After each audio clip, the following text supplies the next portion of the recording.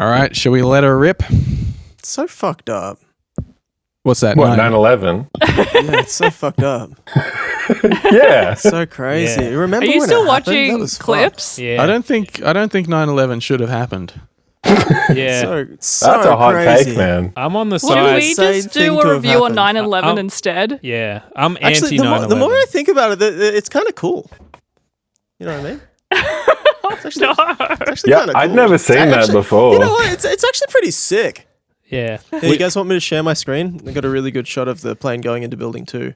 Yeah. Yeah, because I didn't see Building 2. I only saw the first one. I never saw the sequel. Yeah, I Yeah, turned it Building off 2's halfway pretty through. They hit lower down in the second building. It's a pretty big explosion. I'm starting to come around to the idea that maybe the towers would have collapsed based off that, because like the plane essentially like snips right through the middle of the building. Yeah. Like, there's nothing to support the top layer anymore. Maybe it would have fallen in on itself. Look, I Yeah. don't know. I think course the it issue would've. was Yeah. that the It second would've, tower and it had a way did. lower budget. Yeah. The only way that we can find that out is by building like a mock sort of like tower, and then I'll throw one of my kids' toys into it and see if the whole thing comes down or if it just lodges in the build. Because wouldn't the plane just support the building above it? Surely. Yeah, you'd think that the plane smashing into it would actually help its stability. You'd think it would make it a better building. Yeah. Make it imagine stronger. Imagine Stronger if it building. did. Imagine if it did just go. The plane went in, but didn't like blow up or anything. It's just like the tail sticking Just out lodged quite in funnily. there. It's lodged in, but the building is like lopsided a bit now, and that's all that happened. They just made both buildings like a little bent up the top. Yeah, that is a much more fun 9/11. You're Yeah. right. Yeah. And only the people in the like passenger seat of the plane died. Everyone else was fine. So it was just the terrorist died. That's One of my that's favorite- version. One of my favorite YouTube videos is just like the towers getting hit over and over again from different angles with the Benny Hill theme playing over the top. Yeah, Oh my god. Jesus. absolutely. This One of my YouTube friends- video is called 8 Different Angles of the Boeing 767 hitting the South Tower of the World Trade Center. I've got it on mute, but I presume it's the Benny Hill theme Yeah. song. One of my Alright, friends was Let's saying go around the horn and give a rating for 9/11 9/11? out of 10. I'll give it a I'll 9 out start. of I 11. think it's a story as old as time. You know, terrorism, this idea of fundamentalism in religion, it's kind of always been there. I got to give it a 1 out of 10. Yeah. A friend of mine was saying that they should do a remake of 9/11, like a movie of 9/11, starring Mark Wahlberg as one of the people in like the plane that's been hijacked. And he's like, I'm not going to stand for this, guys. We need to fight back. So he like beats up the terrorists, and then he finds out there's a second plane going in. And so he diverts one plane into the other, and everyone jumps out of the planes in parachutes, and the two planes just explode in like midtown Manhattan. And it's just an awesome like confetti going everywhere as they parachute safely landing. Well, a lot of people say that George Bush did 9/11, but actually Scully did 9/11. That movie Scully? Scully? Yeah. About Scully Scullenberg? Yeah, about the birds being trapped in the... Oh, Wasn't wait, his no, name that's Sully? Snakes. Yeah, I thought it was Sully. Sully Sullenberg. He did It was- 9/11. He did 9/11 while there were snakes on the plane. But That's gnarly. so he landed safely in the Hudson River, but also then bounced off the river right up into the Twin Towers. Hey guys. What? Welcome Wow. to Truly What- Rotten what- Potatoes. It's that's what we're doing. You stole it right It's from the me. new host of the show, Hayden. Hi, everyone. When I'm behind the wheels of steel, you don't know where this is going. It's too loud. I can't continue because I keep hearing myself talking to myself back through someone's webcam. Yeah, it's wild. Yeah. Anyway, today we're reviewing a movie called 1,000 Words, I think, and we've got a special guest, Putri McDonald. Is that right? Am I saying this that time right? you actually McDonald's? introduced me. That's nice. Wait, We what? always You name guys the actually guests introduced me this after time. Last their time you favourite guys food. just kind of kept going, and then I was like, hey guys. Welcome to the show. Sorry about last time, Putri. No, it's fine. Putri becomes You know. the second return guest that we've ever Oh had no, on the something's happening. podcast. I can't hear you guys right now. I think I'm cursed with sound stuff. Is this like just like Is this a a sound bit? Are we curse? doing a bit here? Yeah, you should do no, that last- every time I last- try and talk. The last episode Putri was on was the Pinocchio episode, which was famously recorded through a single microphone, I think. Yes. Yeah, no, that fixed it. So it's borderline unlistenable, and so I'm really, really pleased to have you back on and actually give you a chance to be heard on this podcast about the Eddie Murphy film 1000 Words, which has 0% on Rotten Tomatoes. By the way, that's the point of the podcast. We watch movies that have 0% on Rotten Tomatoes, and we roast them. Roasted tomatoes. No, And we that's don't. my intro. We give them No? the Okay. proper respect they deserve. We give them the chance that the critics never did. We let them have a second life. We give them more analysis than anyone's ever given them, and the filmmakers who signed made them them up. can be proud. We sign them up for an account on Second Life. Yeah. Is that what we do? Good. I'm just not going to talk anymore. I can't handle the bounce back. You guys take it from here. Yeah, it's kind of random. Just keep. Yeah. It's so rando. It's so random. That's totally random. This is gonna be a fun one to edit, guys. All right. Well, let's talk about this movie. So it's an Eddie Murphy movie. I think it was filmed around 2008 or 2009, but it took 4 years to come out. It's kind of in that vein of when he was making these kind of fun movies for like kids and was well into coasting off his prior fame. The director of this movie was a guy called Brian Robbins. Every movement I make is like loudly coming back to me. If I swivel on my fucking chair just a little bit. I don't hear I'm it sorry, at all. but fucking hell. I'm getting no bounce back. Yeah, no, I'm definitely hearing it. It's Sorry, crazy. guys. Hold on, is it me? It can't be me. Oh, now I'm it's gonna you end the as call well. and come back You to guys- it. It is me. No, not anymore. Well, Hayden's gone. And okay, Hayden's so out. what did you guys think of everything he was wearing? Oh shit, he's back. He's back. Can't roast him. I'm back. Can't roast him now. How's that? Should we You guys continue? doing some cunt roasting? Yeah, dude, roasting cans. Nice. All right, I think that sounds good. All right. So yeah, this movie was directed by a guy called Brian Robbins. Now, the interesting thing about Brian Robbins is I don't think he's directed a movie since this one, but he did direct 2 Eddie Murphy movies right before this, and that might have been what sealed his fate because they were Norbit in 2007 and Meet Oof. Dave in 2008. I believe Norbit made a lot of money but didn't go well with the critics. Meet Dave was a disaster, and then this one was delayed for 4 years until it actually came out and also got 0% on Rotten Tomatoes and lost like $20 million. So that kind of ended the directing career of Brian Robbins, who's still a producer. He's still making big movies, though. He's out there doing Shaggy Dog. He has an executive producer credit on the Janoskians Untold and Untrue story. Do you guys know? Oh, the Janoskians. Yeah, do you guys know the Janoskians? They're like they were famous when like Kiss Chasey was famous, right? Yeah, maybe like the mid 2010s. They were like young. Okay. I don't know what platform they came up, if it was MySpace, probably YouTube, but they call themselves like a Australian comedy troupe. And they were kind of like a emo band and also just a group of like guys that look after their hair that like young girls love. You got no idea what you're talking about. Yeah, I mean, oh wait, hang on, no, the Janoskians, those are the brothers that were played the dreadlocked guys in the second Matrix, right? No. Yeah. That's correct. Good. Now, and they're now women. I need to ask because apparently you really wanted to watch this movie in particular. Can you explain your reasoning about got it that on the now list. that you've seen I it? just look at the list and I look at the most stupid poster, and this poster has him badly photoshopped in front of a whole bunch of different scenes, and Yeah. he's like got the classic duct tape, and the font is like bright green, and it's just the worst poster of all time. So that is why I wanted to. Did you go through all the films and look at all the posters one by one? Yeah. Nice. And then to decree choose which one I you wanted would to come do. back on.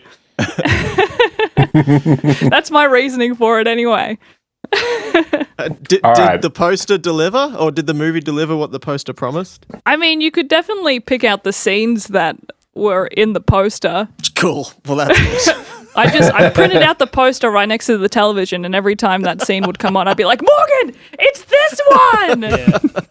Do you see it? It's good to see a movie that actually has the scenes that are in the poster. Yeah. Very touching.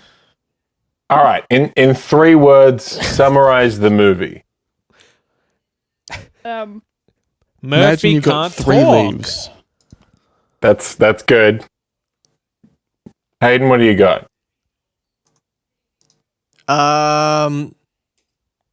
9/11 hoax.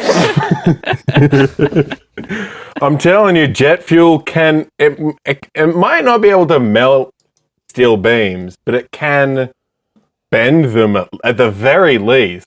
Come on, man. I guess Wake that's up. true. All right. Yeah. Morgan, how would you describe this movie in 3 words?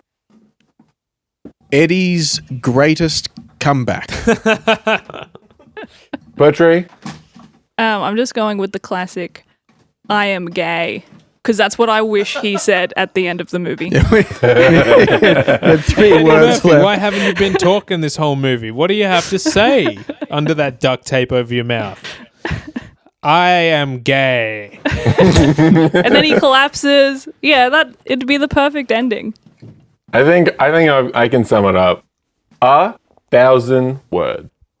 So this How'd movie you is do called that? 1,000 words. He has more than 1,000 words, but all right. How do we explain this movie? Because We go through the plot in great detail. That's what we do. everything happens so slowly we can't. It But starts I off. don't know that it's too hard to describe the entire synopsis in the film in 3 sentences. Yeah, And I pretty plan on easy. doing it right now. Sentence the first. Eddie Murphy, bad man in book industry. Eddie Murphy talk too much. What if Eddie Murphy can't talk no more, but he die if he talk too many words? 1,000? Yeah. I don't think you have to talk like a retard just because in the movie has 1,000 yeah, words left. as soon as you Murphy's a limit high-flying Hayden's sentences, book he goes publisher. like that. He's a Well, high-flying book publisher, probably in New York, probably somewhere in the vicinity of where the towers fell, maybe. And he's all he does is yap, yap, yap. He's all business-minded. He doesn't pay attention to his family. He's a bad man, but he does good business. Anyway, he's trying to sign a book by the new Deepak Chopra-esque guy. I guess these like spiritual guides with books and that were on Oprah were a big deal around then because this is Oh, the same dude. time The Love frame Guru. that- Are we going to go into just how much Mike Myers should have played Dr. Sinjay in this? Because this was Love Guru. Maybe we should stop there. So the setup is he's not a very good family man. He's obsessed with his career. He's not paying attention to his newborn son or his wife enough. And he's got the gift of the gab. He talks his way into deals. And there's a new guy on the scene. There's a fancy sort of Deepak Chopra-esque sort of spiritual man who's got a book. And it's Eddie Murphy's job to sign this book and get it released and make Buco Dolore. Yeah, so Eddie Murphy plays basically like Ari. What's the Ari character from Entourage? I believe his his name's name? Ari. Is it Ari Gold? Yeah. Oh, Yeah, yes, but Ari Gold. he's played by Eddie Murphy, so you would call him He's an Ari. agent, but he's a you call him Ari, literary agent. You give him a different name because he's played by Eddie Yeah. Murphy. You'd call him Ari something. By the else. way, Eddie Ari Murphy's, Todd. Eddie Ari Murphy's Todd. character in this had like the most cowboy name ever, right? Like his name was Jack McCall or something. Yeah, exactly. Yeah. Which clearly was not written for Eddie Murphy, right? That's like a white character's name, but But then again, Eddie Murphy's a pretty white name as well. That's true, yeah. Man, maybe names Big facts. Maybe you can't judge someone's race solely on their name anymore. Whoopi Goldberg, God damn great it. example. Is that a white name? Yeah. Is that a what famous Caucasian, Irish, Anglo-Saxon name or something? about Whoopi? Yeah, Whoopi? pretty sure. I mean, the Goldberg part, that's like a Jewish name, isn't it? Yeah. You see Whoopi There Goldberg wouldn't and have you're been like, many Goldbergs in the towers when they fell. what? All right. They all got the phone call. It's like 6 days after the 20th anniversary. I know it's Making up for lost time, baby. Never forget isn't just like something you say. It's something you live. I like that they fell though. But falling sounds like they just kind of tripped over, like, whoop, oh Yeah. shit. Where were you when the towers tripped? I think I was asleep. Where were you when the towers tripped balls? Yeah. Dude, you see that yesterday? Pretty trippy. That was the day after 9/11. Similar to 9/11, this movie was a bit of a tragedy. Fully planned. Went off without a hitch. Meticulously planned out Yeah. to the point where you can tell what's going to happen in each scene before it happens. It I don't know. It felt like a train wreck, just a slow, or more like a building on fire. You know, See, now you're speaking One in a of two language I buildings understand. on fire. I mean, well, he's the not. second. have you guys- the second plane have you hasn't guys- hit. Have you guys seen the footage of George Bush in like a kid's Yes. like he's reading to the kids, and then like one of his advisors comes up and whispers in his ear, Eddie Murphy's new movie 1,000 Words just came out, and he just sits there for like minutes and he 7 doesn't do minutes. anything about it. It doesn't even run out to a theater. Yeah. Disgraceful. I gotta get tickets. Classic Bush. But the Ari Gold character in this movie, he's not really that bad. Made of gold. No. No. He's just he didn't want to change a nappy, but he's out there making like buco Dolores in this really nice house, and the only thing that he hasn't done is put a fence around the pool.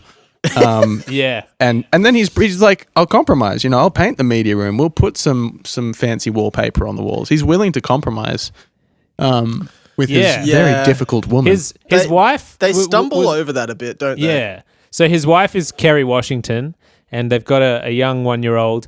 And for some reason, her issue is like, this house is too nice to have a child in. You haven't even fenced the pool yet, which is fair enough. Like, you got to fence the pool, got to shut. You got to fence the pool. You've Yeah. got to shut the gate. You got to learn how to Teach your resuscitate. kids to swim. It's great. Yeah. Supervise, watch your mate, and learn how to. And what's the eighth Re- one? Resuscitate. Resuscitate. Yeah. Come on, Yay. everybody, sing. So Eddie Murphy, instead of saying, "Fine, I'll do the 5," just decides like at the end of the movie, "I'll just buy you a new house. Like, we'll just move into a new house." Oh, spoilers. But Yeah, come on, man. God. Yeah, he That's- crumbles that's under like the the pressure. most- We're trying to take uninteresting people on part a of the journey, movie. man. And it's kind of ironic that he buys her an apartment in the South Building. Why? What we Yeah, didn't I don't see know though why is he that he continues to live in his bachelor pad. He just buys that house to get his wife and kid away from him. He Damn, doesn't. bitch. That's what he learns. He still didn't put a fence up as well. No, he didn't put a fence up. No. Maybe a fence would have stopped the planes. Yeah. If only we had a fence, it You know wouldn't have what? gone down You like know that. what? That's what would've they say. The stopped those best planes? defense is a fence. A big wall. Trump needed to build a wall True. around New York City that was like 110 stories tall. So then a plane would have to go up and then down into it, and it wouldn't do nearly as much damage. No, I feel like that would do way more damage. Nah, you just break the helicopter pad or whatever on the top of the roof. Yeah, because I imagine the plane is still dodging the wall, so it would have to go all the way up and then what's it Yeah. called? Like, Yeah. Dive. To do the action with my hand, but I'm not remembering the words. Nosedive. Plummet. That's it. Nosedive. All right, I'm going to do a quick just smash through some of the story of 1,000 words. Hayden keeps calling it the 1,000 words or whatever. It's 1,000 words. It starts off with a voiceover. We see all this stuff smashed in a house. We're kind of like panning around the room. We come up on Eddie Murphy. He's doing a voiceover. He's like, "Hi, I'm Jack McCall. If you can hear this, it's not my voice. It's my inner voice." And he's standing outside of this beautiful tree, and it's golden hour, kind of nearly sunset. And he turns to reveal to the camera that his mouth is duct taped. And this is like, we're meant to go, "What? Why? What? We're not hearing him really talk. He's inner voicing. He's like somehow recorded his inner I monologue. hope this movie tells me how we got to this place. That's what Yeah. I'm thinking, and Yeah. I'm thinking it while I'm not wearing pants. So And let me ask you. Let me ask you guys something. If you get food delivered and the guy's knocking at the door, I mean, is But that you're also doing a podcast. what do you do in that situation when it's not your food and he just keeps knocking and he can probably hear you as well? What do? and it's for the roommate. Is it like your roommate's food? Yeah, and you hear that? He's still He's going. still there. Let the poor guy in and get him on mic. Don't you have to I thought the delivery food thing was they have to leave it at the door now. Yeah. I think that's a thing for Uber Eats, but if you're getting menu log or the other ones, I don't know if that applies. Wow. Yeah. Interesting. Fun facts for you Fun facts. Menu about log. Uber Eats. Creepy dudes. They're All like, right. So you got to All right, see the all right, he's food gone. before you get the food. yeah, you got to go through it and say, yeah, it's all here, right? They never do. I that. can They hear should him do now. that. Now he's saying, "I'm eating it." He's audibly chomping. I don't This know is- what you do in that case, Morgan. I'm sorry. Okay. I wish I did. So yeah, he's got duct tape. How did he get duct tape on his face? We is the need big to question. find out how and So- why. This is a Or narrative doesn't he device. say something along the lines of the reason I can't talk is I'm gonna die if I do, right? Doesn't he say something like that? Yeah, Oh, but isn't that possibly. like a flash forward, that scene, that first scene? Yes. It Yeah. is. Yeah. It is indeed. It's a narrative device they call in media res, I think, which is basically when you start when the movie's interesting, just so people are like, fine, I'll watch this. But what happens to me is I just go, okay, if that's the best thing that's going to happen in this movie, I got like an hour of shit to get through now. I mean, this is non-linear storytelling at its finest, and I think this is really what Pulp Fiction was aspiring to. I Yeah. think so. Never quite got there, but now we finally hit the gem, the uncut gem. It sort of So- reminds me of waking up in Australia on the 12th of December. September? It's still of September. It's still September 11 in the States. Yeah. And I'm looking at these planes crashing into buildings. I'm like, how did we get here? I need to unfurl the first half of the story. Oh Yeah. wait, I've actually got a pretty good 9/11 story. So This is a great podcast. We're doing a when this fantastic job happened- here. I would have been in like year 3. You guys probably would have been around year 3, year 5, or we're all I in was that in high ballpark. school. You're in high school? Okay, I guess I was in Yeah, year so- 5. So we're like 11 to 14 years old. No, And- it's you can do the math very easily. It happened on September 11th, 2001. You know when your birthday was. 20, You were 14. 9, 10. So I was 9. I guess you guys were 14 to 18. Oh, you were 9 and I was 11. What were you doing in high school at the age of Fine, I wasn't 11.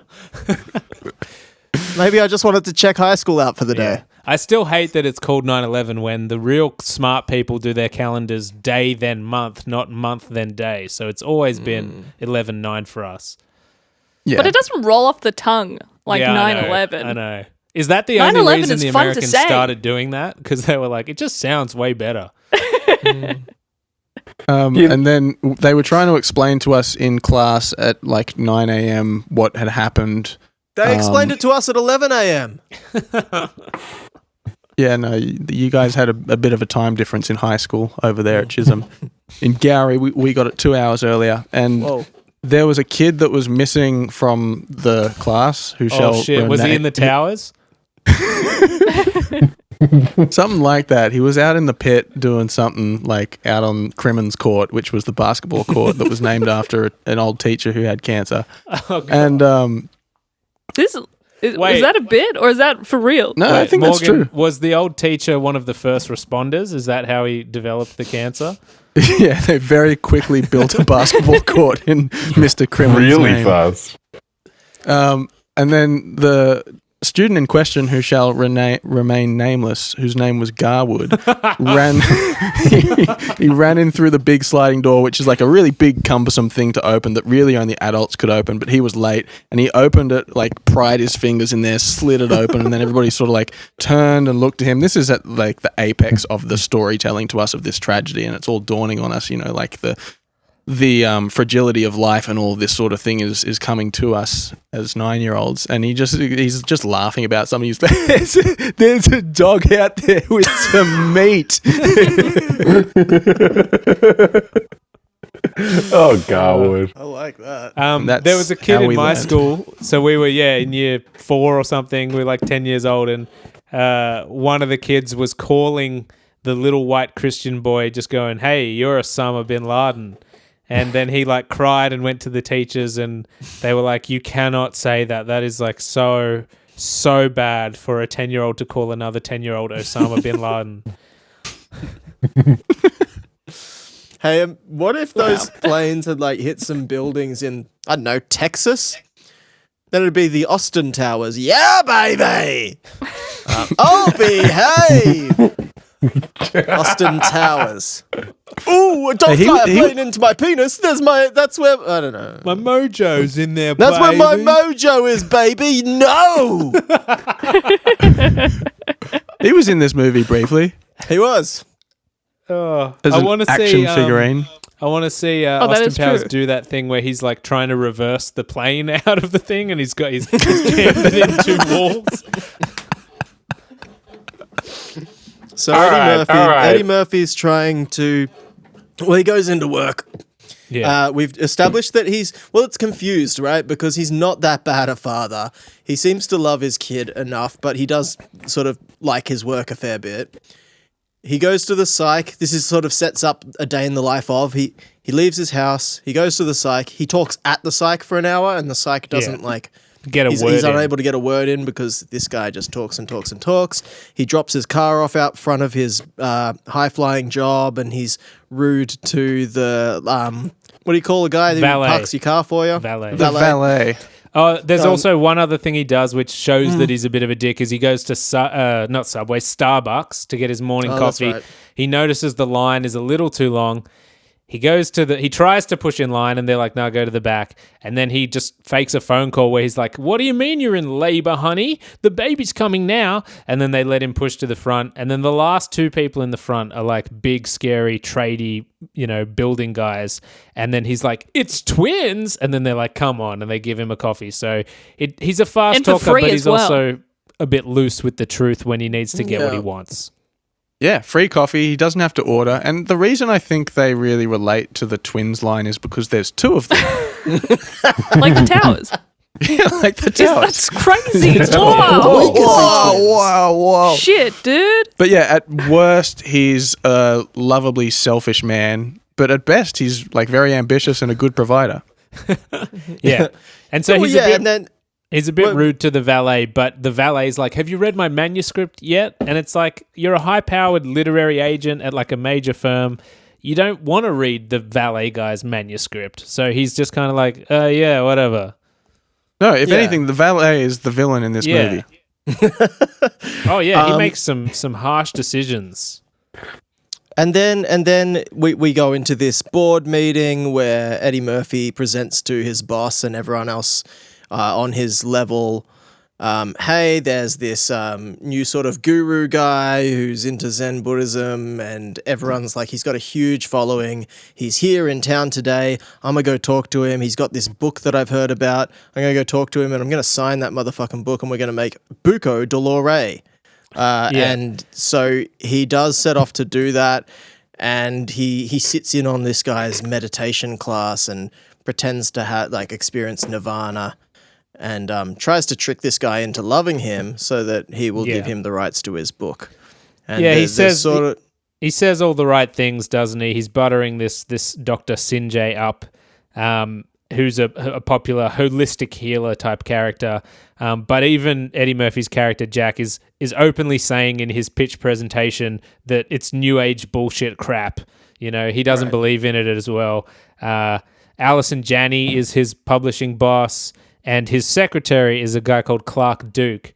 I first became aware of Clark Duke because he was really good friends with Michael Cera, and they had a web series in like the early 2000s, maybe like 2003 or 4, and it was just called Clark and Michael. I thought it was really funny. And then Michael Cera was on Arrested Development, Superbad, and became like a massive star, and Scott Pilgrim and everything. And then Clark Duke was just not in like anything for like 10 years. He would just get But didn't he went on to the 7:30 report, didn't he? And he joined up with Clark and Dorr.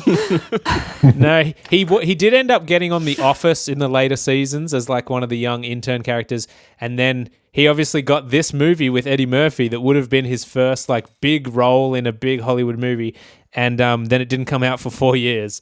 But by the time it did come out, he was in the Hot Tub Time Machine, and that kind of got him there as well. Yeah, man. And he was in Sex Drive, and Sex Drive was great. It had Seth Green, Fall Out Boy was in it. The whole boy fell out. Now, is he Sex was good at Drive this. exactly He was- what he it was- sounds like? Is Sex Drive a car that just drives into vaginas? But basically, are you familiar with the term "cussy"? It's Yeah, no. Yeah. No. yeah. So it's when you have a romantic relationship with your car, Oh, yeah. and so you bend the seat back, and what the fold would be the car pussy. That's why they call it a cussy. That's a So Sex stupid-ass Drive is term. essentially, yeah. I mean, it's like Knight Rider, but with Clark. Yeah, Duke I've seen Sex fucking a Drive. car. It is pretty fun. Great movie. Isn't Seth Green like an Amish guy? in it? Amazing. Pussy. Yeah, they get into the Rumspringer thing. You know, when they're 16, they get to experience the real world. Most of those Amish kids end Wow. up selling meth. Anyway, I watched so a the whole documentary about movie it. is that pretty fucked up. Eddie Murphy can talk anyone into doing anything. That's his magic mouth, right? This movie was also produced by Nicolas Cage. Did you guys see that in the opening credits? Yeah, that one threw me for a loop. I was did see expecting him that. to show up at some I didn't point. see that. I don't know why he would have produced this movie, but he did. Anyway, so 'Cause he's a Eddie weirdo, Murphy man. finally meets this Dr. Sinjay. He goes to one of his classes. He pretends to have like an attack in the middle of the yoga session. Like he pretends to be in all this pain because I guess there's a part where the Sinjay's like, the pain is good when you're in yoga. And so he just like screams for a while and then gets taken aside. And he's just basically trying to convince him like, let me publish your book. I've heard it's great. Have you read it? And he's like, yeah, I read the whole thing. I love it. It's already been established that all Eddie Murphy does is read the first 5 and the last 5 pages of any book. He's super lazy at his job. He can tell if it's going to be a hit from the first 5 pages.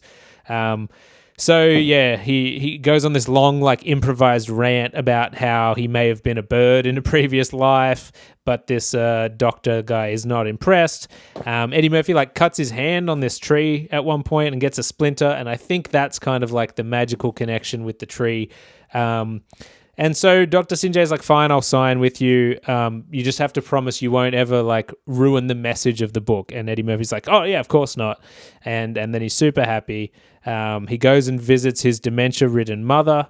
It's actually quite sad. And so that's again where you get confused, right? Because he's being a good son and he's doing the right Yeah. thing, and it's like he doesn't seem like that bad a guy. He just is a bit. He's just a bit sleazy arrogant. in his job, in his work life. Also, can you And they guys confirm it was her birthday? They were celebrating her birthday. The second time they were, I think. Well, when I he thought went they were later both on times. in At the the movie. end, The first time they say birthday a lot of the okay. time. It must just be one of those like Must be a fake dementia loops where I she think, thinks yeah. it's her birthday. I think she's got Classic dementia dementia because loop. We've That all also, been yeah, when he first goes over there and talks to her, and it's like, I don't know, it's quite emotional, and you're like, oh, I guess this guy does have some depth. It starts introducing these flashbacks of like him as a boy, but he's talking to himself. So he's playing his dad, but as like an apparition, which I didn't understand until the end, where I was like, oh, I get what they were going. But I couldn't tell if it was like a memory or a dream or who was the dad. And yeah, anyway, the idea is that Eddie Murphy's dad like walked out on him when they were young. And so he grew up without his dad, and he doesn't really like his dad. He hates his dad. And don't we all hate Eddie Murphy's dad? So then, yeah, he's talking to his wife. He goes home. He's talking to his wife about moving house, potentially getting a different place, being more safe and family friendly. And then the earth shakes and quakes, and this giant tree grows in his backyard, and it's like the same tree that he cut his hand on. And then he gets the book, and Clark Duke is like, "Have you read the book?" And he's like, "No, is it good?" And then Clark Duke's like, "It's 5 pages. It's 5 pages long." And then Eddie Murphy starts freaking out because he realizes he's signed this guy to a huge book deal for a 5-page, pamphlet, basically. And also the tree in the backyard, every time he speaks, one of the leaves falls off. Yeah. And also, the wife did not question the tree. They did not question this earthquake or tree randomly appearing in any way. Like, if that happened in our backyard, I would be like, what the fuck is going on here? Yeah, the biggest plot hole of this whole thing is the sort of destruction of their marriage, which centers around him not being able to communicate to her that there's a new tree that has grown in the space of 5 seconds. And he'll waste words on all sorts of things, like talking to somebody on the phone, trying to connect to his spiritual guide in Bolivia, or like just swearing because he's frustrated, but he won't explain to her that there's a tree in the background until it's too late, and she's just taking things like that he's saying as metaphors, like, oh, there's a tree that has 1,000 leaves, and every time it falls off, I feel like I'm a little bit dead inside. And she's like, that's a sappy metaphor for a middle-aged man, and she's Australian for some reason. Yeah, no. Yeah. So he sees the tree. He doesn't understand it. He gets the doctor to come check it out, and the doctor's like, ah. Yeah, he thinks that this guy sent it as a gift or something. Yeah.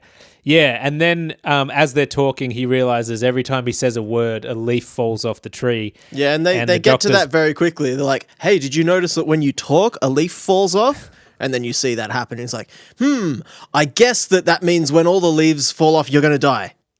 It's like, pretty much. A bit he goes, of a jump to a conclusion. He goes Sure, at it with why an not? axe. He attacks it with an axe, and then that's he's right. propelled into the nearby bracken, and he has a little cut in his sort of waist area. And so we believe him now. It's proved that he is linked to the tree. And before this point, before he has like any trepidation about speaking, it's a pretty good movie. Like, it's pretty entertaining. Eddie Murphy's talking, his face is moving, he's pulling faces, he's using everything at his disposal, really. He's throwing everything at it. Yeah, he's using all the physical elements he has as an actor and a comedian. But as soon as he has to simmer down a little bit, and down in front, as you would in a movie theater, which is essentially what he's doing to himself. He's down in fronting himself through the whole movie. He's down in fronting himself. It's ironic, isn't it? Because one of Eddie Murphy's like superpowers is his ability to say funny things in movies, right? And be funny. And this is a movie where for 70% of it, he can't say a single word. So it's almost like, I don't know, hiring The Rock and being like, you're not going to be in a tank top. You're not going to show those muscles off. You're going to be wearing just this mattress and hopping around in it. It reminded me of the Adam Sandler movie Funny People, where it's just kind of like sentimental, but it has phases. Like, it has a 30-minute period of funny, and then a 30-minute period of absolutely unwatchable, depressing, and then it sort of like turns around at the end and is, I guess I feel okay now. I want you to think of another Adam Sandler movie The Hulk. That maybe is quite wacky and funny, but ends very tragically and sentimental and sad, and is another movie about like a guy learning his lesson about maybe being a better person Happy and Gilmore. getting another chance. Happy Gilmore. Which is Click, right? And yeah. And so this movie was written by the guy who wrote Click. Oh. Yeah. And it's a fine premise. It's not a bad premise at all. You know? Yeah. The writer of this movie is a guy called Steve Koren, and he wrote on Saturday Night Live and Seinfeld as well. He has like quite a few Seinfeld credits, but the main ones that feel like this are Bruce Almighty, which he wrote, Click, and then he also wrote Jack and Jill. So that's the best movie of all time. 10 out of 10. Yeah. There's a really funny bit in that movie where Al Pacino is on stage doing Shakespeare, and he keeps taking calls like on his mobile to talk to Jill because he's infatuated with Jill. Very funny bit. I'll do it for you right now. Okay. Jill, I love you. It's good. Yeah, that was good. What he does. Yeah, but you know, he learns that he can't talk, and then pretty quickly he's shutting his mouth. So we see him back at the cafe, and now we're treated to some of his classic physical comedy where he is trying to communicate to Kenneth from 30 Rock, who is serving coffee. Yeah. Who I think in real life his name is Jack McGall. It's Jack McBriar, isn't it? Jack McBriar? Yeah. Do you think maybe they wanted McBriar. him to play the Eddie Murphy character originally? Yeah. I guess this movie was filmed a couple of years into 30 Rock, so it was pretty new. So Kenneth, the actor who played Kenneth, was still taking small roles, 2 scenes in a movie where he just works as a Starbucks guy. Is he taking bigger roles now?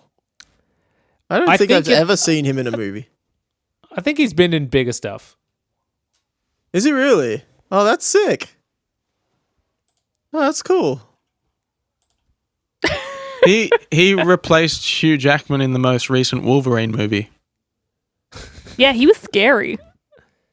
Yeah, people tune into this show to get like real Hollywood facts, and you guys just muddy the water with these trivial pieces. Well, actually, if the listeners want to check out the best Jack McBriar clip on YouTube, it's just Conan O'Brien giving him shit backstage. Oh, I feel so bad every time I watch that because I feel so bad for him. He's just making fun of him for being a Southern gentleman, and he makes him do like cross dancing and stuff while he plays a country bumpkin song on the acoustic guitar. And John Hamm and his wife at the time is just laughing at him. I feel so bad. Wasn't Jack McBriar in one of the early episodes of Arrested Development just as like a waiter at the country club? That sounds yeah. Yeah. He like it might be the one where Joe becomes a waiter and is like going around giving people spicy club sauce and stuff. I just definitely remember him just having a small role as a waiter. In the show. There's a card declined or something. I appreciate your time. Can we talk about my favorite scene of the movie where he goes to work but he can't talk, and then Clark Duke just starts talking and thinks that he knows all of his secrets? That was a good scene. That was quite funny. Yeah, that was funny. My favorite scene. My favorite scene of the whole thing. And mainly because I get to talk about weird shit now. Yeah. So Eddie Murphy comes into his office and Clark Duke is like, just asks him something innocuous. And then Eddie Murphy won't say anything, so he's just kind of looking at him or gesturing, and Clark Duke just gets very guilty, and he's like, oh my God, oh, you know what I did, don't you? Oh, I'm so sorry. And then this other woman walks in who works in the office, and he just starts immediately like going, the jig's up. He knows exactly what we did. We had sex on his table. We had sex on his couch. Oh, God. No. They shoot furry porn in his office, and he's trying to throw her under the bus, being like, she dresses up as the dirtier animals, like the skunk. And she's just like, I was like, give me more of this guy. And little did I know, that's not what I wanted at all. Because every scene with him it's a different, I don't know, it's a different comedy style each time. Yeah. The scene with where Eddie can't talk still, so he brings him along to a book deal with like his writers, and he's using like Urban black speak slang. or African American vernacular, Yeah. urban slang. That's the Been like, correct hop term. on this dick. Let's get some shots. Yeah. Yeah. But it's because he's the secretary, but he said like I want to try and I want to work up my career and eventually have my own clients and stuff. And so when Eddie Murphy can't speak, he's like, you come along to this meeting and you do all the talking and I'm just not going to say anything, pretending it's like a career advancement opportunity for him. And then Clark Duke, just completely ruins it by acting like the most arrogant kind of egotistical asshole. Oh, also at this point, quite funny actually, effect. it might be before this, but we learned that not only does the tree lose leaves and Eddie Murphy draws closer to his demise, but also if anything happens to the tree, it happens to Eddie Murphy as well. So we see 3 squirrels running up the tree at a very inopportune moment for Edward, who is meeting with some people in the hall, and then he starts dancing around like he's got squirrels running up his legs, and it's very embarrassing for the clientele.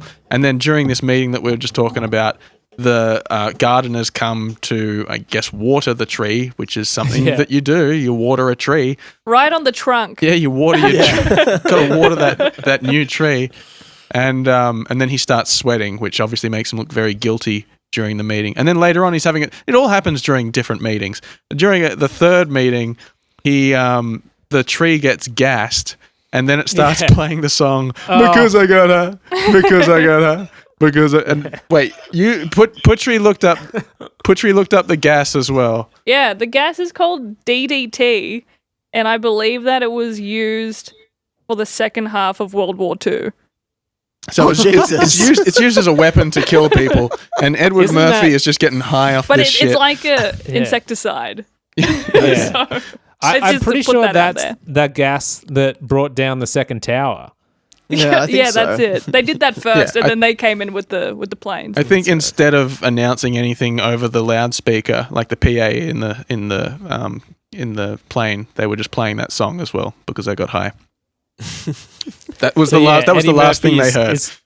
Is sitting in this meeting that's like his last chance as well. He's already bungled a few meetings and he's like on his last legs, and he's with his boss Alison Janney, and he just gets high, which we wouldn't really know without that song. Like, That's it's right. a good use of song. Yeah.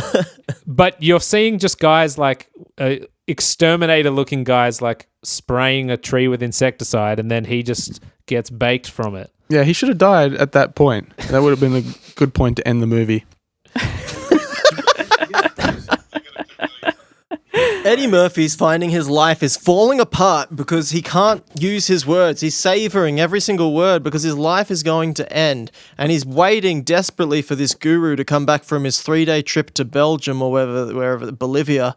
Because he reckons when he comes back from Bolivia, he'll have spoken to a lot of other gurus and will have pulled together the solution to save Eddie Murphy's life so that he can go back to talking. Meanwhile, his wife is leaving him because he's not communicating properly. Wait. I refuse to hold on, and his job is falling apart because... Put a sock in it. Go on. Just, I need you to shut up. Just shut the fuck up for a second. Sorry, sir. You haven't said his wife is leaving him because she tried to get kinky. She bought some sexual outfits. She tried to reignite the passion in their relationship. She went a little too far. And Well, hold on him to now. talk dirty. Hold on a second. Okay. Now. Hold on. All right, hold I'll on. give you a chance. Shut the Declan. fuck up. Shut up. Shut the fuck up. Because what actually happened was she didn't buy the kinky stuff. She went to her day job, which is in some sort of clothing store, and Some retail place. her friend / confidant / colleague just had a handbag and opened it and was like, have a look in here. And she's like, I'm not that kind of woman, which suggests that her friend is just walking around with this handbag of kinky shit all the time. So she's trying to get down and dirty with her husband, and she just keeps being like, talk dirty to me, talk dirty. Yeah, Tell so me what she- you want. Tell me what you want. But he can't. She's trying to get down and dirty, but she ends up getting up and clean. Yeah. Yeah. Now, at this point, I was guessing like what's going to happen here because there's a lot of leather, there's a lot of handcuffs, there's all sorts of nasty and naughty devices, and so there's jelly, there's all this kind of condoms, Disgusting. morning after pills. I mean, ooh. And anyway, you're sort of guessing what's going to happen here. How is his affliction going to affect his sexual experience here? And my assumption was that there was going to be a safe word, and he just wasn't going to be able to say the safe word to get out of the crippling pain that she was about to bestow upon him. But actually what happens is she's like, I need you to talk dirty. I need you to say the things. I need you to tell me what you want. Give it to me in words. Yeah. Tell me all your words. Say more than 1,000 words about how much you want me to fuck. And then Yeah, but then hold on a second. Just hold on a second. What the Just fuck? hold on a second. Just shut But the then fuck there's a up, point Morgan. where Let she's Putri like, talk. I want you to talk dirty to me. I want you to say you love me. Say I love you. And then there's that whole back and forward where he's obviously not saying it, but then he does say it. And she's like, it's not good enough. I want you to say a paragraph about this shit and how you want to stay with me and blah, blah, blah. And She's very- he's like, yes. And then Yeah. should have been good enough, in my opinion. She's really difficult. And actually, she could have been really funny. Like, that could have been a really funny thing to be like, all right, you said I love you. Now say it in these exact words. I think if she was like a very fat person, it would have been way funnier. I just think it would have Would been. have been funnier if his wife was Eddie Murphy. Yes. Yeah, As like no, that's what I'm saying. as a clump. Yeah, I think if the clumps were in this movie, it would have been funnier. That's what Norbit is 1,000 as well. clumps. Yeah, Norbit is Eddie Murphy is like a skinny white nerdy Eddie Murphy and like a fat female Eddie Murphy, and they hook up. I thought the same thing. I'm like, how do you not do the safe word that just goes too far? Well, But I think it was trying to be a bit more of a family movie, right? Yeah, that's true. Well, I don't know. You don't talk about furry porn if you're trying to appeal to the family. There's a lot of they say shit. They say crap. I don't know. I wouldn't show that to my family. It's also coming Oh, off the man. back of a scene where he already has an argument with his wife about how he won't express himself and won't, because he's like visibly, he's trying to scream things at her with his eyes. And this is the time when they're at the house and he should just drag her out to the tree and tell her about the tree, like he will in 2 scenes' time to his junior at work, who, if I'm honest, is a way better marital partner for him than they communicate Well, there's that scene, way better. There's that scene where he and his his partner at work go off to a hotel room and they do fuck at length. That's his 20-minute long scene, and he's talking dirty to him through the whole thing. It's it sort of doesn't really track. Can I say the one thing that was one of the only times where the movie didn't ring true was like his wife was in lingerie, she was hot and heavy, ready to go, and she's just saying talk dirty to me. He'd already had conversations on the phone, and like it's not that he would never say a word, he was just very sparing about it. Any red-blooded man would have looked down at Kerry Washington and just gone, suck me me cock, you fucking bitch, you stupid Such fucking a bitch. red-blooded thing to say. Dude, and you know Suck that me Kerry cock. Washington listens to this. Carrie Ann, as I like to call her. I don't know who Kerry Washington is. But he would have just said it. Like he would have She just been related like, to I'll say a George million Washington? words. Yeah, she was a descendant. Surprisingly not related to Denzel Washington, though, although they both do act. That is surprising. Fun facts. You learn Good a lot trivia. on this show. Yeah. Who are some other actors? Paul Giamatti, Whoa. Paul Rudd, Paul Schaefer, Paulie Shaw. I mean, does he act? Is he an actual actor though? Because he just kind of flails around on screen. Hold on. Paulie Shaw? Wait, am Or I thinking of Paulie? the same- Paulie. The bird. Yeah. Paulie, great actor. Did you see him? Anyway, in we're 1,000 almost at the Words? end of this thing, right? So Kerry Washington gets upset because he doesn't talk to her during the sex, or they don't even have sex. She storms out. She takes the kid. She leaves him. He's lost his job at this point. He's lost everything. He starts drinking. His life is a wreck. There's actually, only a first few before- leaves left on his tree. Yeah, and he tries to do some good things to get the leaves back up. So he's like giving money to charity. He's like helping blind people cross the road. He's throwing bread at homeless people, and when he tries to help the blind guy, that's in the early stage where he sends him into the road because he can't say when to cross. Yeah, that was pretty funny. Wasn't that guy the old guy from Friday? Liam said that Liam Gallagher, who I live with now, from Oasis. Oh, I love Wonderwall. Yeah, he was saying that he said that geezer's from Soul Plane. He is. He is. Oh yeah. Yeah. He did sound like that, didn't he? He said that geezer's from Soul Plane. Hold on, mate. Pause it right there. That geezer's from Soul Plane. He is. It sounds like he's really annoying to watch movies with. He makes you pause it every time he recognizes someone. Oh man, and he says Pause that it for a second. Is that bloody Brad Pitt? He says that about everything as well. It's really starting to wear thin.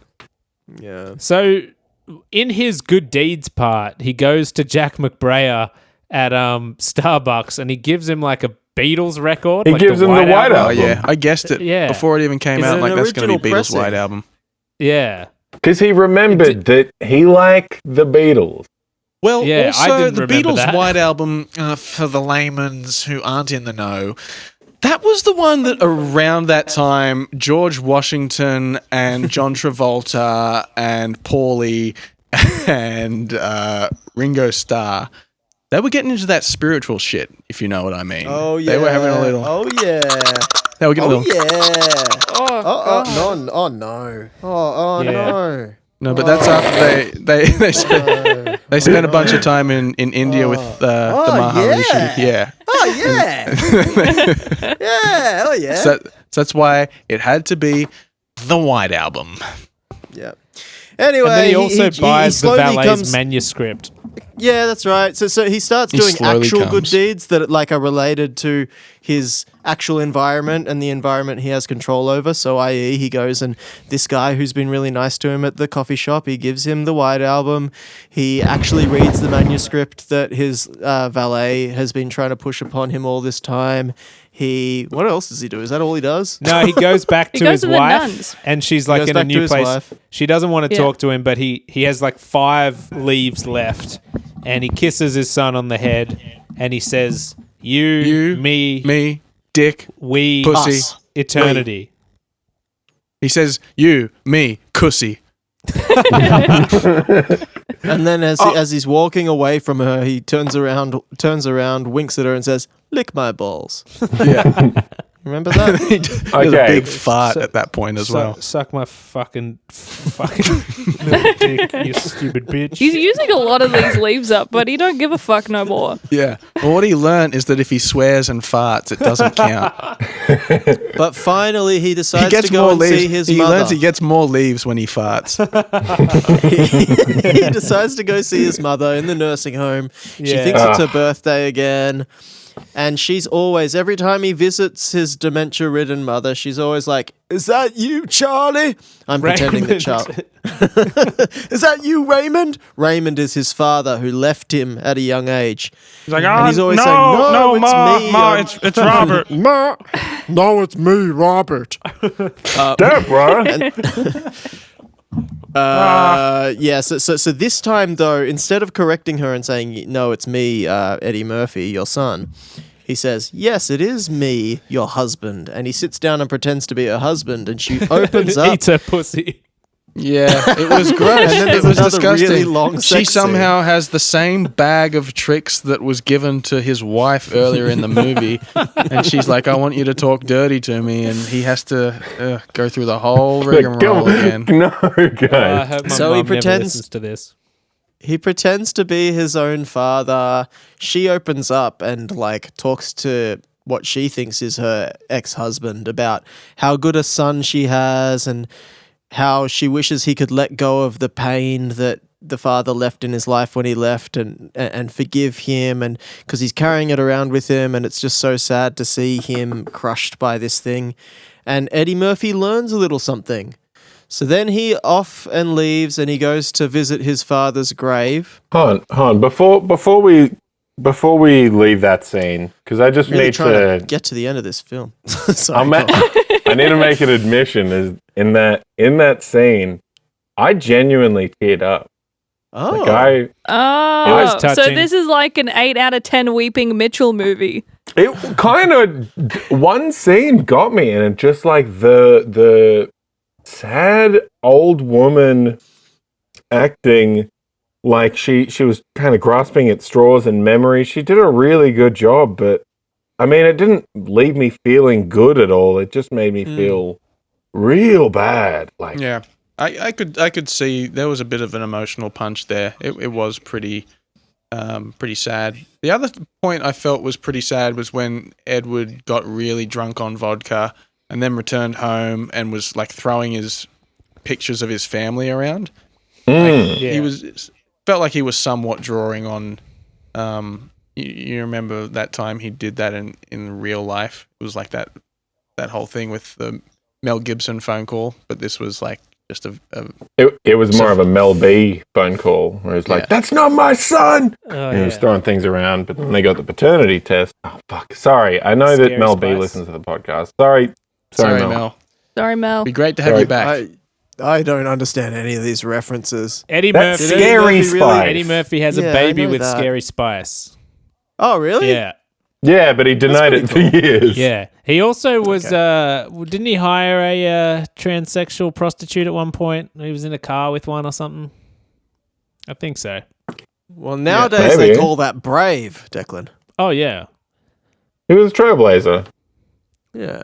What a legend. Anyway, so then he goes to his father's gravestone and he's like, he has 3 words left, or he has 3 leaves left on his stupid tree. And you know what he says to his father's grave? I am gay. Suck my dick. He says, fucked your wife. He says 1,000 words. He just goes, smell this, and farts and pisses on his dad's grave. But then the tree No, he starts says- he coming says- he back. I says- think he said, "This He says, I movie forgive sucks." you. And guess what? It feels like he's about to die. He falls over, he clutches his chest, and then suddenly It rains, it's okay. it starts Yeah, it storming. rains, there's thunder, there's lightning, and then suddenly actually it's fine because he's Just made like peace. in Click. Just like in Click when fat Adam Sandler's like on the hospital car park and it's raining and he just dies. It was exactly the same. Wait, Right. we're missing a scene. There's a scene where it's like all golden and he's like running through the wheat. Yeah, I Or found talking that too to- confusing, so I talking to decided not himself. to describe it. But Yeah, please, but go I just on. wanted to say that scene was shit and I did not enjoy that. It's worth noting. It was Yeah. not good. It made no sense. Skip 2 minutes ahead. Thank you. Yeah. And none of the children flashback stuff needed to be in there. They were probably added later to be Oh, you know honest. who was funny? The Latin American gardener who Edward made fun of to his face when he would talk. Do you remember that? Do you remember every I time that remember guy that. would say anything and then Edward Murphy would be like, "Oh yeah, you got to water the tree." He would just like and it's okay He'd for me make to do it fun of because his Eddie accent. did it. Yeah, that's right. That's Fuck, how that the was rules funny. are. That was sick. Anyway, so flash forward to Eddie's no longer doing his high flying job. He's bought the house that his wife always wanted to in the neighborhood that would be good to bring a kid up in because there are lots of kids playing out on the street. The wife is like, "This is awesome. Let's be friends again and be married again." Eddie has stopped having his job. That's right. Yeah, that's the he didn't get his technical job term. He back. stopped having his job, but Yeah. he's written a book about his experience. And on the front cover is a picture of a Bodhi tree with half of its leaves on, half of its leaves off. It's about his journey through this spiritual awakening that he's had. And guess what? It's being published, but not by him, by his old assistant, who is now filling in the role. And he's finally, fulfilled in his story where he wanted to be a high-flying book executive guy, publisher, agent guy. But then his I little think that's more or less assistant all comes that in. happens. His new assistant comes in, and he has a delivery for him, which is also a new Bodhi tree with only That's like right. 15 leaves on it. Yeah. That's right. Because And he's he looks inherited straight every at the part of camera the and curse. goes, this is going to be bad. And then it ends. No, he says this is some kind of hot tub time machine. But it should be noted that the new house is just a pool with a fence around it. Yeah. But the new house also does have the tree, and the wife is like, "You brought the tree," and it's all leaved up now. And he's like, And I thought it was I weird did. that at that point he like switches tack a little bit. He's like, "Shut the fuck up, bitch! I'll do what I want in my new house," and like Yeah. smacks her across the face. It's weird. Yeah. Yeah. He goes, "Don't talk. Get on your knees and fill that mouth with something worthwhile." Whoa. And I then don't remember that. she eats the kid. I got 1,000 words for you right here. Oh, Mitch has gone to That's vomit. the end. That's the end of the movie. Disgusted. We did it. We made it to another 0%. Oh man. Should we do some scores? Yeah. Putri, would you like to go first? Yeah. You know what? I actually didn't mind this movie for the first bit. There was a lot of moments that caught me off guard and got a chuckle from me. However, there was not enough tussy, which is tree pussy. So I'd have to give this probably a 7 out of 10. But I am rating it high compared to all the other movies that I've happened to watch with you guys. Yeah, Is it the best of the movies that you've seen by virtue of living with Morgan for this podcast? Does that make sense? Yeah, no, I understand what you're saying. Yeah, probably. I probably laughed at this one more than I have with the other ones. Can you give us a quick rundown of which ones you've sat in on? Is it almost all of them or a good portion? No, probably most of the earlier ones, but since you guys have gone into the, what is it, like early 2000s horror-esque scary movies, I could not do that, so I dropped out from there. You watched the most recent one, didn't you? The one about the Nazis. Yeah, those Nutcracker. Nazis. Oh, and the ones with the towers, the Twin Towers? Yeah. Oh, no, you are actually talking about a real movie. Yeah, no, I did. The Nutcracker, yeah. No, I did watch the Nutcracker. That was dumb. Man, that was a bad movie. I had to walk out of that one halfway through. I could so glad not. I didn't watch it. I could not do that She one. walked out of the theater. She walked right out of the theater. We were the only ones in the theater. Yeah, that was shit. What about you, Morgan? Yeah, I mean, I'd say similarly. It was pretty good for the first 30 minutes. Like, he's drinking coffee, he's talking a lot, he's doing all the classic Eddie Murphy moves.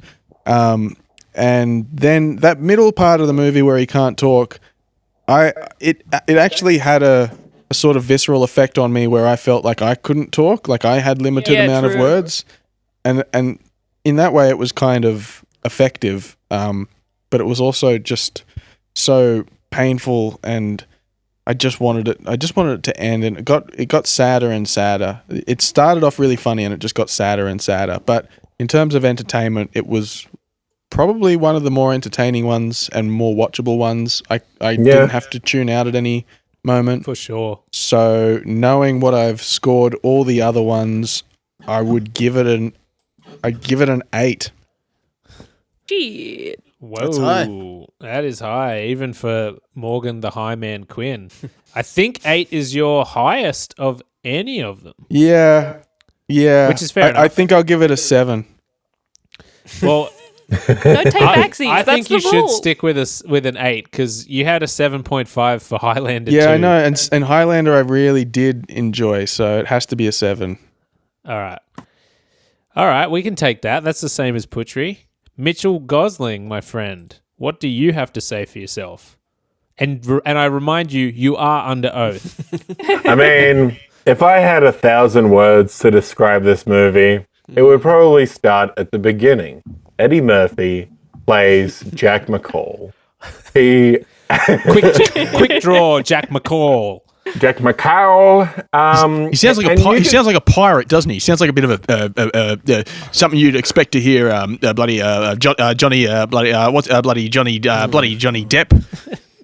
Jack McCall. It's Jack Johnny Depp, McCall, yes. more like the real McCall, starring Pauline in the movie Pauline.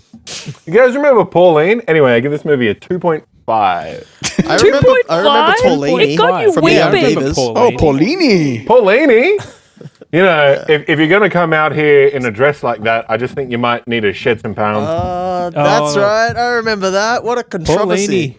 Paulini sounds like a delicious Italian pasta. Ooh, Paulini. Polini with extra Polini bolognese.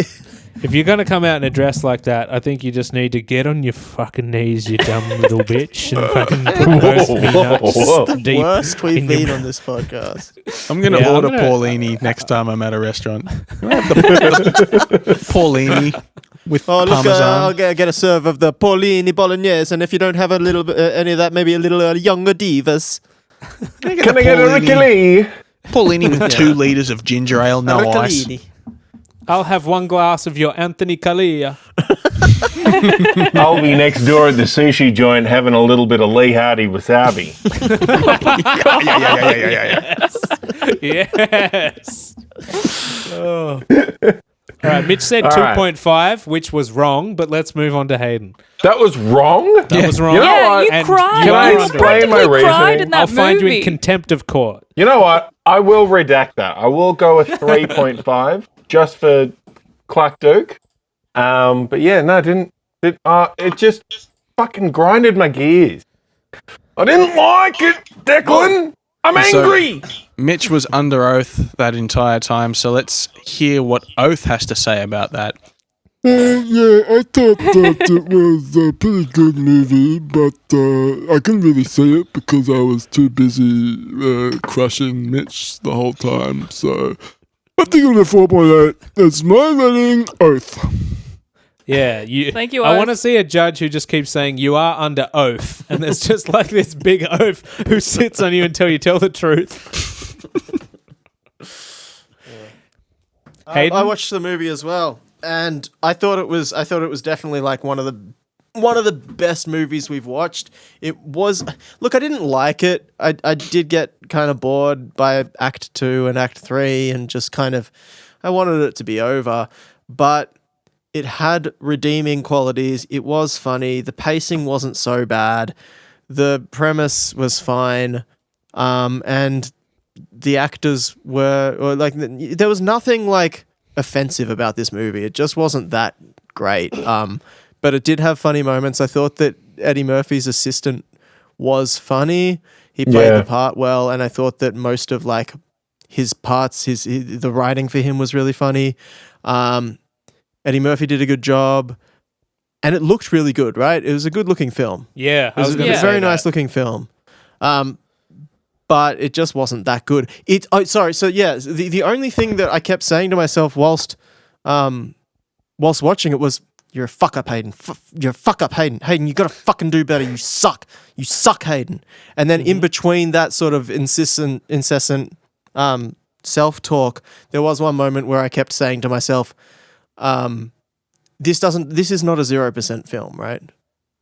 It doesn't deserve 0%. It's just a crap average I think film, it right? does. There's nothing wrong with it. You think it should be a 0%er? I think that it should, because the criteria is under 5 out of 10, and this is an under 5 out of 10 movie. You can tell what's going to happen the whole way. It's actually kind of painful once you get into those scenes. I don't think I it's hate to painful. It's just be- not that good. I don't want to I be just- a hater. I don't I want to just bring think all you're this racist. negativity. It sounds like all you Oath do, talking man. to me. Yeah, That's all you definitely. do. Do you think it's more a racist? I think the color of the lead wasn't quite Mitch's thing. pale enough for you, Mitch. Whoa. Yeah. Sounds like you would have preferred an Ari Gold to an Ari. Eddie Murphy has one of the greatest party singles of all time. That's true. Party all the time. Yeah. Mitch, Um, do you think I didn't was give it the a number. movie being bad, or do you think it was just your allergy to melanin? What the fuck? When did this come in? When did this begin? When you What gave the the movie a 2, bro. All right. So the reason you're wrong, Mitch, is that I give this film a 5.1. So it is not rotten. It's not, And Hayden- I guess. I'm gonna piggyback off you, Hayden. It's Declan here with his final wrap up.